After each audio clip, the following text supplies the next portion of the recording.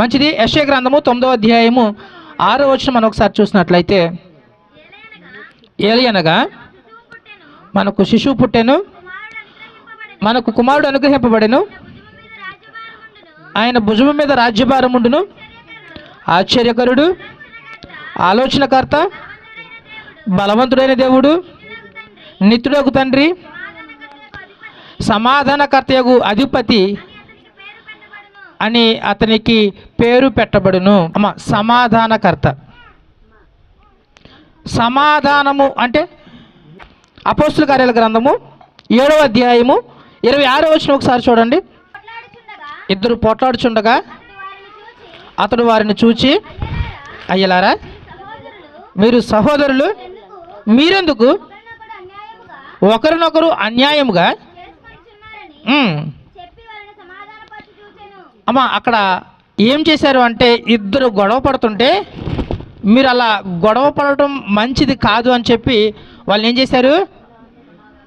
సమాధానపరిచారు. దీన్ని బట్టి మీకు సమాధానము అంటే ఏంటో తెలియచేయాలని చిన్న ఆశ అంతే. సమాధానం అంటే ఏంటో తెలిస్తే మన కొరకు పుట్టినటువంటి శిశువు సమాధానకర్త, అంతేనా? సమాధానకర్త. ఆయన సమాధానకర్త అనేటువంటి పేరు ఎందుకు వచ్చిందో తెలియాలంటే ముందు సమాధానం అంటే ఏంటో తెలియాలి. గొడవ పడితే అరే బాబు మీరు గొడవ పడొద్దు అని చెప్పి వారిద్దరిని ఐక్యపరచటమే సమాధానం. దేవునికి స్తోత్రం.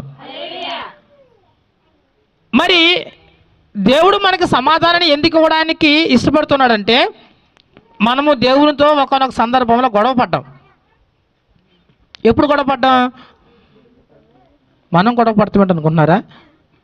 సృష్టి ఆరంభంలో అవ్వ ఆదాము దేవునికి ఇష్టలుగా నడిచారు.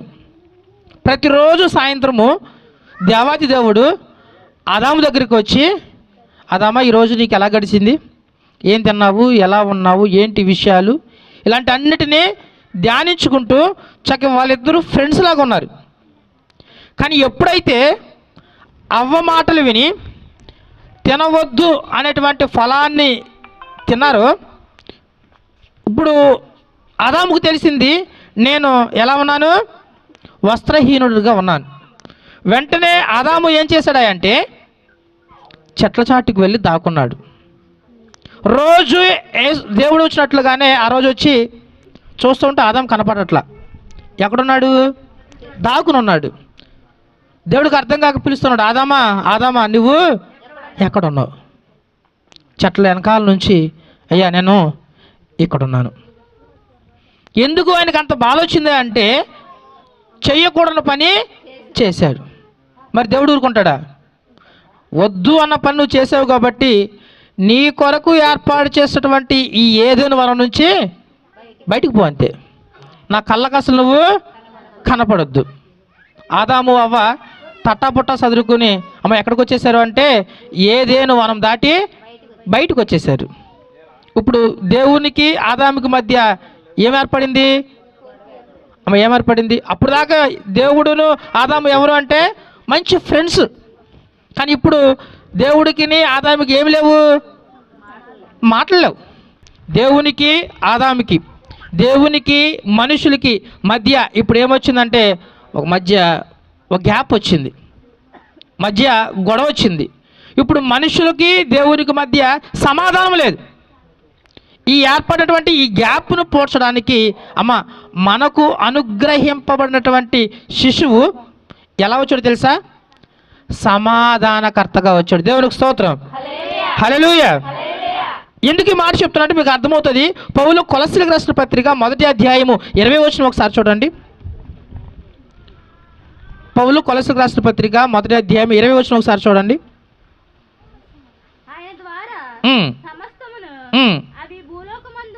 అవి భూలోకమందున్నవైనను పరలోకమందున్నవైనను వాటన్నిటిని ఆయన ద్వారా తనతో, అమ్మ వింటున్నారా, భూలోకమందున్నవైనా పరలోకమందున్నవైనా అవి ఎటువంటివైనా ఎవరితో సమాధానపరచుకోవడం కోసం అంటే దేవునితో సమాధానపరచుకోవడం కోసం ఈ లోకానికి వచ్చారు. దేవునికి స్తోత్రం, హల్లెలూయా.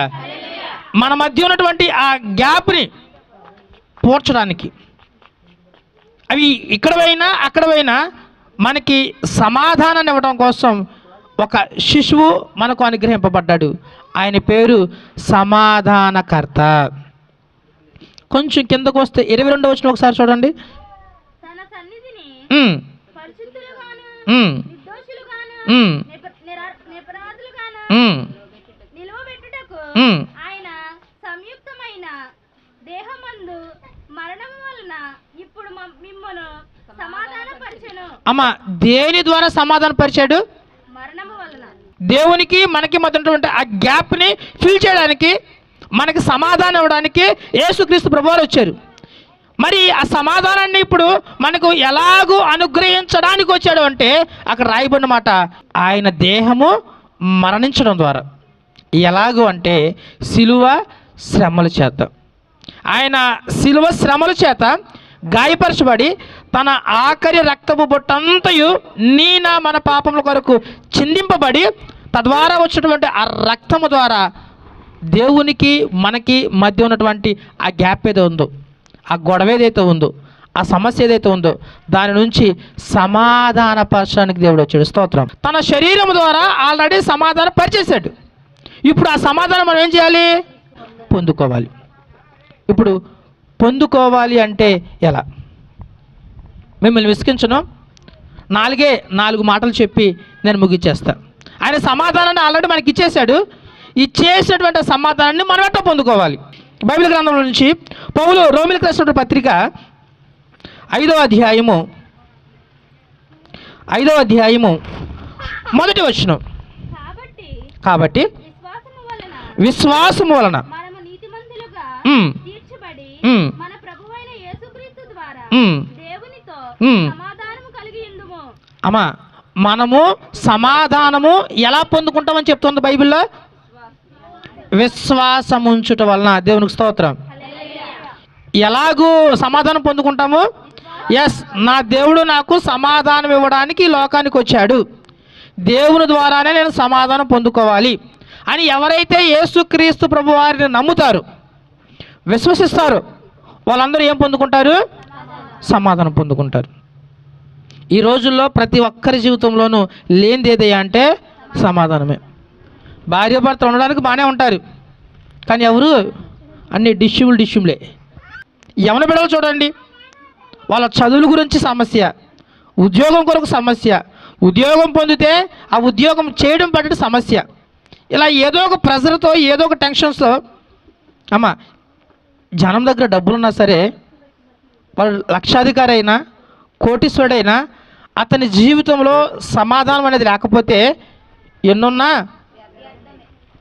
ఎంత డబ్బున్నా సరే ఇంట్లో సమాధానం లేకపోతే, తన పిల్లలతో, తన భర్తతో, తన భార్యతో, తన అత్తమామలతో, తన ఇరుగు పొరుగు వారితో సమాధానము అనేది లేకపోతే ఎంతున్నా సరే వ్యర్థమే. ఎలాగూ ఆయన ఇచ్చినటువంటి సమాధానం పొందుకుంటామంటే ఆయన యందు విశ్వసించుట వలన. రెండో మాట చెప్పి నేను ముగించేసే ప్రయత్నం చేస్తాను. అదే రోమీయులకు రాసిన పత్రిక 8వ అధ్యాయము 5వ వచనం ఒకసారి చూడండి.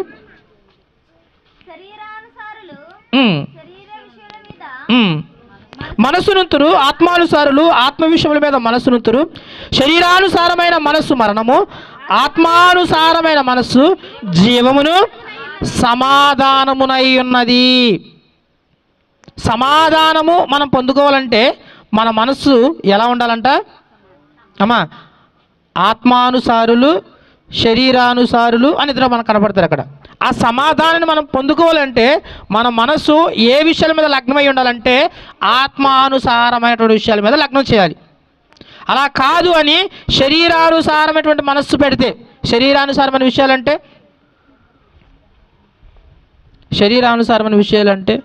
ఆ అమ్మ ఏం చీర కట్టింది, ఈ అమ్మ ఏం కన్నది, ఆ అమ్మ ఏం చేస్తుంది, ఈ అమ్మ ఏం చేస్తుంది, వాళ్ళు ఎక్కడికి వెళ్ళారు, వీళ్ళు ఎక్కడికి వెళ్ళారు, ఇవన్నిటి మీద మనసు పెడతాం వల్ల మన జీవితంలో ఏముండదంటే సమాధానం ఉండదు. ఇంకా ఆ అమ్మ కొన్నది నేనెత్తు కొనకూడదు.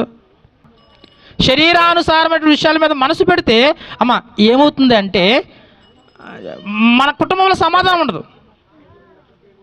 వాళ్ళేం చేస్తున్నారు, వీళ్ళేం చేస్తున్నారు ఇటువంటి విషయాల మీద మనం మనసు పెడితే మనకు గొడవలు అవుతాయి తప్ప ఉపయోగం ఉండదు.